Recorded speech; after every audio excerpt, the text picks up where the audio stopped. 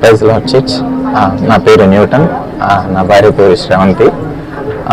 ఇక్కడ నేను ఒక టెస్టిమనీ షేర్ చేయడానికి మీ ముందుకున్నాను. ఏంటంటే ఏప్రిల్ 7th ఎప్పుడైతే చర్చ్కి వచ్చామో ఫస్ట్ టైం ఇక్కడ ఫిజికల్ చర్చ్కి, ఆ రోజు చర్చ్ అయిపోయినాక నేను నా భార్య ప్రార్థన కోసమని అక్క దగ్గరికి అండ్ అన్నయ్య దగ్గరికి వెళ్ళటం జరిగింది. ఆ రోజు వాళ్ళు ప్రాఫెసీ చేశారు. నా భార్య ప్రెగ్నెంట్గా ఉంది. వాళ్ళు ఏంటని చెప్పారంటే కొడుకు పుడతాడు, తను ఒక గొప్ప ప్రవక్త అవుతాడు అని చెప్పారు. నేను ఆ ప్రాఫెసీని స్ట్రాంగ్గా తీసుకున్నాను, గట్టిగా విశ్వసించాను, నమ్మాను కొడుకు పుడుతున్నాడు అని. నేను అలానే ఫిక్స్ అయిపోయాను. ఒక పేరు కూడా అనుకున్నాను ప్రాఫెసీ ప్రకారం, ఎగన్ మోజెస్ అని. అప్పటి నుంచి ఎవరు అడిగినా నేను అట్లానే చెప్తున్నాను. నాకంటే గట్టిగా ఇంకా బలంగా నా భార్య నమ్మింది. ఎప్పుడైతే ప్రాఫెసీ రిలీజ్ అయిందో ఆ రోజు నుంచి మాకు కొన్ని ఛాలెంజెస్ రావడం స్టార్ట్ అయినాయి. లైక్ దేవుడు అబ్బాయి అని చెప్పిన దగ్గర నుంచి లోకం కానీ, లేకపోతే ఇంట్లో వాళ్ళు, లేకపోతే మా అత్తగారు అందరూ ఏమంటున్నారంటే అమ్మాయి అంటే కొన్ని సింటమ్స్ చెప్తూ ఉన్నవాళ్ళు. బేబీ రైట్ సైడ్ ఉంది కాబట్టి అమ్మాయి అని, అండ్ అలానే వాళ్ళ మదర్ ట్యాన్ అయిపోతుందని,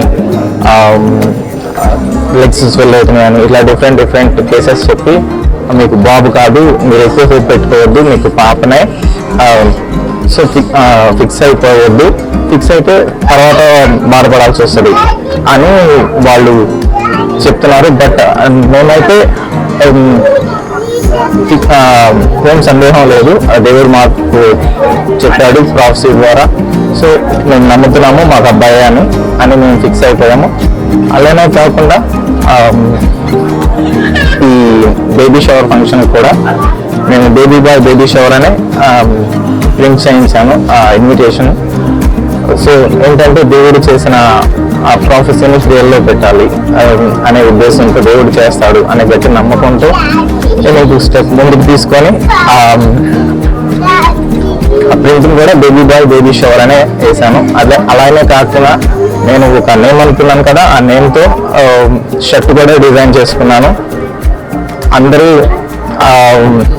ఎదురు చూస్తున్నారు అంటే పాప అయితే ఏం చేస్తారు అని.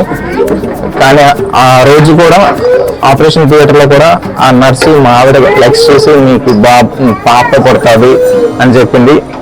చివరి మినిట్ వరకు కూడా మాకు ఏదో ఒక టెస్ట్ లాగా వస్తూనే ఉంది. బట్ మేము ఏ రోజు హోప్ అయితే మిస్ అవ్వలేదు. అబ్బాయిని నమ్మాము, దేవుడు ఘనంగా బేబీ బాయ్నే ఇచ్చాడు. ఎవరెవరైతే నెగిటివ్గా మాట్లాడారో, ఎవరెవరైతే అమ్మాయి అన్నారో వారందరి నోరులో దేవుడు ఊహించాడు. ఇది నా ఒక సాక్ష్యం. ఇదే కాకుండా నా జీవితంలో ఇంకా కొన్ని జరిగాయి. మినిస్ట్రీకి వచ్చిన కొత్తలో నా భార్యకి ఉద్యోగం లేదు. ఒక 9 months నుంచి తను ఖాళీగా ఉంది, జాబ్ కోసం సెర్చ్ చేస్తూ ఉంది. ఫస్ట్ ఏదైతే April 4th మినిస్ట్రీకి వచ్చామో ఆ రోజే ప్రేయర్ చేయించుకున్నాము. విత్ ఇన్ మంత్ లైక్ ఏప్రిల్లో ప్రేయర్ చేయించుకున్నాము, మేలో తను జాబ్లో జాయిన్ అయిపోయింది. ఇలానే కాక ఇంకా కొన్ని మా మమ్మీ డెలివరెన్స్ కోసం వచ్చాము.